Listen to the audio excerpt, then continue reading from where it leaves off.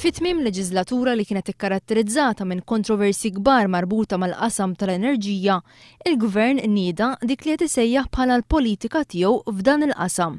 Minkejja li Malta għandha fost l-ogħla kontijiet tad-dawl fl-Unjoni Ewropea, il-politika tal-Gvern tal-Enerġija tonqos milli tindirizza din il-problema ewlenija għall-familji u għas-settur kummerċjali. Mitlub jgħid jekk Gvern ieħor nazzjonalista jraħħax il-kontijiet tad-dawl u l-ilma, il-Ministru George Pulicino ma kienx f'pożizzjoni li jwieġeb. Mela għandkom il-pjan ħirsu l-kontijiet jew le? Naħseb rispondejtek darba, darbtejn, tlieta, jekk ma tridx tifhem affarik, imma naħseb ir-risposti tajthomlu. Naħseb li tajthomlu. Il-politika dwar l-enerġija tnediet ġimgħa wara li waqa' l-Gvern fit-tmiem leġislatura li matula l-Prim Ministru Lorenz Gonzi ħa deċiżjoni li pajjiżna imur għal power station tal-BWSC li taħdem bl-aktar fuel li jniġġes il-heavy fuel oil.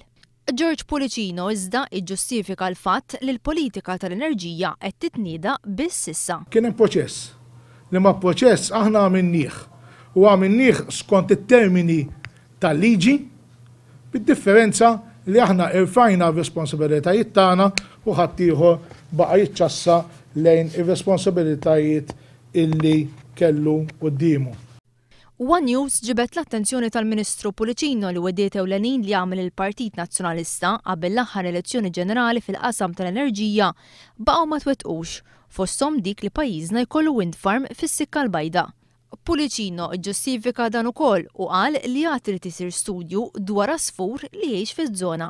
Jena xtaqt ħafna illi konkludejna fuq is-Sikka l-Bajda. Imma l-Environment Assessment, l-Environment Impact Assessment indika illi għandna bżonn nistudjaw aktar l-impatt possibbli tat-turbini fuq dan l-asfur partikolari. Minkejja li mill-aħħar elezzjoni sal-lum kienu 50 l-okkażjonijiet li fihom inqata' id-dawl f'numru kbir ta' lokalitajiet minħabba ħsarat fil-power stations, għall-Ministru Pulicino l-qtuħ tad-dawl hija xi ħaġa tal-passat.